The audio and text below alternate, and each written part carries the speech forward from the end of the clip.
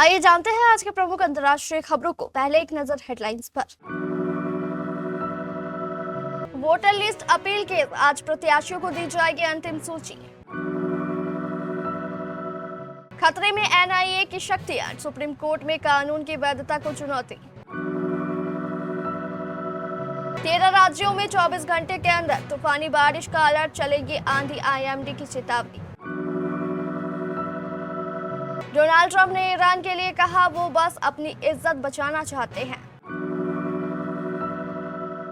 पाकिस्तान के पीएम शहबाज शरीफ ने Donald Trump का शुक्रिया अदा करते हुए क्या कहा। ईरान के जब्त जहाज में मिला चीन का मिसाइल केमिकल, निक्की हैली का बड़ा दावा।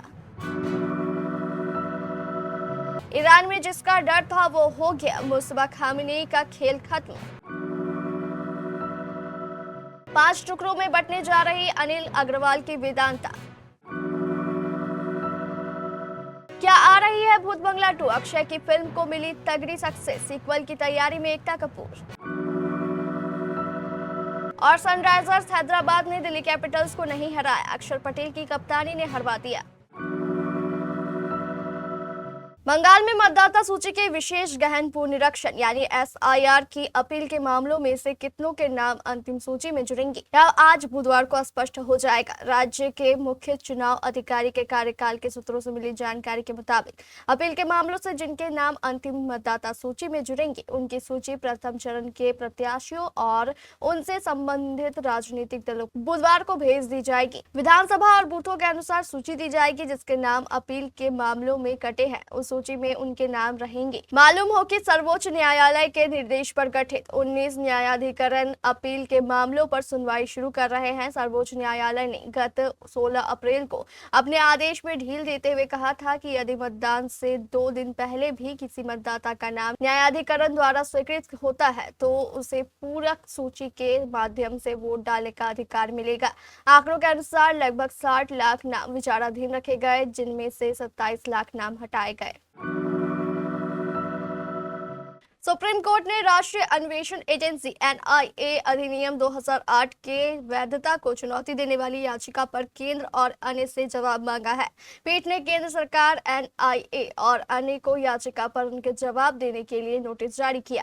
जस्टिस विक्रम नाथ और संदीप मेहता की पीठ ने मंगलवार को कहा कि केंद्रीय जांच एजेंसी एनआईए के संबंध में उठाए गए प्रश्न अत्यंत महत्वपूर्ण है, इसलिए नोटिस जारी करें और मामले की सुनवाई 14 जुलाई के लिए निर्धारित की गई है।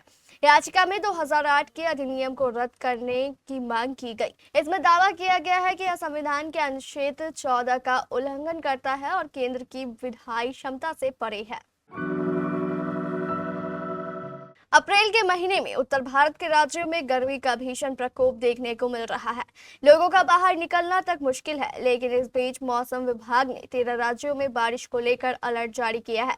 पूर्वोत्तर के इन राज्यों में भारी बारिश के साथ आंधी तूफान की भी संभावना जताई गई। मौसम विभाग के मुताबिक असम, मेघालय, अरुणाचल प्रदेश, नागालैंड, त्रिपुरा, मणिपुर और मिजोरम में 22 से 25 अप्रैल के बीच तेज बारिश के आसार हैं। इस दौरान 50 से 70 किलोमीटर प्रति घंटे की रफ्तार से हवाएं चल सकती है। मौसम विभाग ने अरुणाचल प्रदेश, असम और मेघालय में भारी बारिश का अलर्ट जारी किया है। आईएमडी के अनुसार जम्मू कश्मीर, लद्दाख और हिमाचल प्रदेश में 25 और 26 अप्रैल को हल्की से मध्यम बारिश हो सकती है। बिहार में 22 से 24 अप्रैल के बीच उत्तर पश्चिम, मध्य और पूर्वी प्रदेश में तापमान में और वृद्धि होने की संभावना है। मौसम विभाग ने राज्य के कई हिस्सों में लू चलने की चेतावनी जारी की। मौसम विभाग ने बताया कि पश्चिमी और पूर्वी चंपारण, गोपालगंज, सिवान और सारण, मुजफ्फरपुर, दरभंगा, मधुबनी, सीतामढ़ी, वैशाली और समस्तीपुर तथा पटना, अरवल, जहानाबाद, भोजपुर, रोहतास, कैमूर, नालंदा, नवादा और गया जिलों में लू का प्रभाव अधिक रहेगा। इन क्षेत्रों में तापमान 40 से 42 डिग्री सेल्सियस के बीच रहने का अनुमान है। अमेरिकी राष्ट्रपति डोनाल्ड ट्रंप ने युद्ध विराम खत्म होने से ठीक पहले इसे अनिश्चित समय तक बढ़ाने का ऐलान किया। इस पर पाकिस्तान के प्रधानमंत्री शहबाज शरीफ ने ट्रंप का शुक्रिया अदा किया। पीएम शहबाज शरीफ ने सोशल मीडिया प्लेटफॉर्म एक्स पर लिखा, मैं दिल से राष्ट्रपति ट्रंप का धन्यवाद करता हूं कि उन्होंने हमारी गुजारिश मानकर युद्ध विराम बढ़ाया ताकि कूटनीतिक कोशिशें आगे बढ़ सके। शरीफ ने कहा, पाकिस्तान भरोसे और विश्वास के साथ बातचीत से हल निकालने की कोशिश जारी रखेगा। मुझे उम्मीद है कि दोनों पक्ष युद्ध विराम का पालन करेंगे और इस्लामाबाद में होने वाली दूसरे दौर की बातचीत में एक अस्थायी शांति समझौता कर पाएंगे, जिससे संघर्ष का हमेशा के लिए अंत हो सके। हालांकि पीएम शहबाज शरीफ ने यह स्पष्ट नहीं किया है कि इस्लामाबाद में दूसरे दौर की वार्ता कब होगी। इससे पहले अमेरिका के उपराष्ट्रपति जेडी वेंस ने अपना पाकिस्तान दौरा रद्द कर दिया क्योंकि ईरान बातचीत के लिए तैयार नहीं हुआ। अमेरिकी राष्ट्रपति डोनाल्ड ट्रंप का कहना है कि ईरान हॉर्मुज़ स्ट्रेट को खुला रखना चाहता है। ट्रंप का दावा है कि ईरान इसे बंद रखने की बात इसलिए कहता है क्योंकि वह अपनी इज्जत बचाना चाहता है। डोनाल्ड ट्रंप ने यह बयान तब दिया है जब उन्होंने ईरान के साथ युद्ध विराम को अनिश्चित समय के लिए बढ़ा दिया है। डोनाल्ड ट्रंप ने ट्रुथ सोशल पर एक पोस्ट में लिखा, ईरान नहीं चाहता कि हॉर्मुज़ स्ट्रेट बंद हो, बल्कि वह चाहते हैं कि यह खुला रहे ताकि रोज $500 मिलियन कमा सके। ट्रंप ने लिखा, वो सिर्फ कहते हैं कि इसे बंद करना चाहिए क्योंकि मैंने इसे पूरी तरह से रोक दिया है, वो बस अपनी इज्जत बचाना चाहते हैं। उन्होंने आगे लिखा, 4 दिन पहले लोग मेरे पास आए और बोले, सर ईरान तुरंत हॉर्मुज़ स्ट्रेट खोलना चाहता है, लेकिन अगर हम ऐसा करते हैं तो ईरान के साथ कभी कोई समझौता नहीं हो सकता। अमेरिका और ईरान के बीच इस्लामाबाद में दूसरे दौर की शांति वार्ता को लेकर जहां उम्मीदें बनी हुई है, वहीं सीज़फायर खत्म होने की समय सीमा नजदीक आते ही तनाव और बढ़ गया है। इसी बीच भारतीय मूल की अमेरिकी राष्ट्रपति डोनाल्ड ट्रंप की रिपब्लिकन पार्टी की सदस्य निकी हेली ने बड़ा दावा किया है। उन्होंने कहा कि अमेरिकी नाकेबंदी के दौरान जब्त किए गए ईरानी जहाज में चीन से मिसाइल बनाने वाले केमिकल्स पाए गए हैं। हेली ने सोशल मीडिया प्लेटफॉर्म एक्स पर लिखा कि हॉर्मुज़ जलमग्न मध्य में रोका गया जहाज बार बार चेतावनी के बावजूद नहीं रुका और उसमें संवेदनशील सामग्री मौजूद थी। यह जहाज Islamic Republic of Iran shipping line से जुड़ा टुस्का बताया जा रहा है, जिसे अमेरिकी बलों ने ओमान की खाड़ी में चाबहार बंदरगाह के पास रोका। मरीन ट्रैफिक के शिप ट्रैकिंग डेटा के अनुसार यह जहाज चीन से ईरान की ओर जा रहा था और पहले से अमेरिकी प्रतिबंधों के दायरे में था। ईरान में जिसका डर था, लगता है वह खेल हो गया। अमेरिका ने ईरान पर अटैक कर सियासी तौर पर तोड़फोड़ करवा दी है। अमेरिका ईरान में रिजीम चेंज करना चाहता था। ईरानी सरकार और सेना में तकरार से ऐसा लग रहा है कि डोनाल्ड ट्रंप का मकसद पूरा होने वाला है। जी हाँ, ईरान में खामेनेई की सत्ता पर अब किसी और का कंट्रोल हो गया है। खुद ईरान की सेना यानी IRGC ने ही ईरान की सत्ता पर कंट्रोल कर लिया है। ईरान में अब मुस्तफा खामेनेई की नहीं चल पा रही है, उन्हें साइडलाइन कर दिया गया है। पेजेस्कियान भी कुछ नहीं कर पा रहे हैं। IRGC ने खामेनेई को सरकार से अलग थलग कर दिया है और सरकारी कामकाज पर अपनी पकड़ और मजबूत कर ली है। कई रिपोर्ट में यह दावा किया गया है कि ईरान में यह सब कुछ तब हो रहा है जब अमेरिकी बातचीत का दूसरा दौर शुरू करने को बेताब है। पाकिस्तान की राजधानी इस्लामाबाद में आज यानी बुधवार को अमेरिका ईरान की वार्ता होने वाली थी। दरअसल जब से अमेरिका इजराइल ने मिलकर ईरान पर अटैक किया है, तब से तेहरान में सियासी अनिश्चितता छाई हुई है। ईरान पर अभी किसका कंट्रोल है, किसी को नहीं समझ आ रहा। आपसी सियासी तकरार अब उभरने लगी है। दिग्गज उद्योगपति अनिल अग्रवाल की कंपनी वेदांता अब 5 टुकड़ों में बंटने जा रही है। कंपनी ने डीमर्जर का ऐलान कर दिया है। 4 अन्य कंपनियों को वेदांता से अलग करने की मंजूरी मिल चुकी है। इन 5 कंपनियों का कारोबार अलग अलग होगा।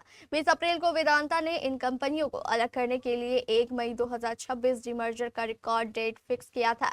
इसका मतलब है कि अगर कोई भी निवेशक 29 अप्रैल 2026 तक वेदांता के शेयर खरीद लेता है तो 5 अलग अलग कंपनियों में वेदांता के शेयर दिए जाएंगे। रिकॉर्ड डेट तक वेदांता के शेयर रहेंगे तो आपके इसके लिए aluminium, power, oil and gas, iron और स्टील बिजनेस के भी शेयर मिल जाएंगे।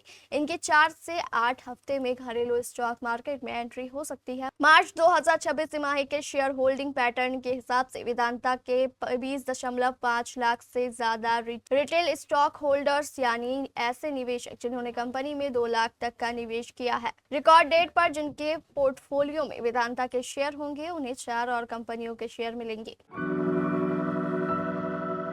अक्षय कुमार और प्रियदर्शन को 16 साल बाद साथ लेकर आई भूत बंगला जनता को कॉमेडी का सॉलिड डोज दे रही है। शुक्रवार को रिलीज हुई भूत बंगला ने 4 ही दिन में कामयाबी हासिल कर ली। पहले हफ्ते में 80 करोड़ से ज्यादा नेट इंडियन कलेक्शन करने के लिए तैयार नजर आ रही भूत बंगला मेकर्स के लिए तगड़ी कमाई लेकर आई है और अब मेकर्स इसका सीक्वल बनाने के बारे में सोचने लगे हैं। एक मीडिया रिपोर्ट को दी गई जानकारी के अनुसार एकता कपूर अब भूत बंगला का सीक्वल बनाने की संभावनाएं तलाश रही है।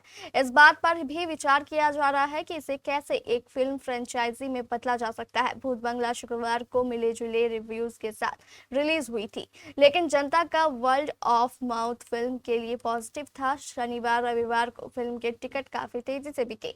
लंबे समय बाद थिएटर्स में एक फैमिली फिल्म देखने को मिली है और जनता को भूत बंगला पसंद आ रही है, इसलिए मेकर सीक्वल पर काम करने के मूड में आ रहे हैं। दिल्ली कैपिटल्स को आईपीएल 2026 के 31वें मैच में सनराइजर्स हैदराबाद के खिलाफ करारी हार मिली। हैदराबाद ने पहले खेलते हुए 2 विकेट पर 242 रन बना दिए। जवाब में अक्षर पटेल की कप्तानी वाली दिल्ली कैपिटल्स की टीम 9 विकेट पर 195 रन ही बना पाई। हैदराबाद के गेंदबाजों और बल्लेबाजों ने तो अच्छा प्रदर्शन किया ही, लेकिन दिल्ली की हार के सबसे बड़े जिम्मेदारी टीम के कप्तान अक्षर पटेल रहे। दिल्ली कैपिटल्स 3 प्रमुख तेज गेंदबाज के साथ 2 स्पिनर के साथ उतरी थी। इसमें T Natarajan, Mukesh Kumar, Lungi Ngidi, Kuldeep Yadav और खुद अक्षर पटेल थे। तीनों तेज गेंदबाजों ने अपने 4-4 ओवर डाले, लेकिन कुलदीप और अक्षर ने 2-2 ओवर ही डाला। वहीं पार्ट टाइम गेंदबाज नीतीश राणा ने 4 ओवर डाले। उन्होंने 4 ओवर में 55 रन खर्च कर दिए। उन्हें इस दौरान 6 छक्के पड़े। अभिषेक शर्मा बाएं हाथ के बल्लेबाज है। इसके बाद भी दिल्ली के कप्तान अक्षर पटेल का रिकॉर्ड उनके खिलाफ शानदार है। इस मुकाबले से पहले अक्षर के खिलाफ 6 गेंदों को अभिषेक ने सिर्फ 6 रन बनाए।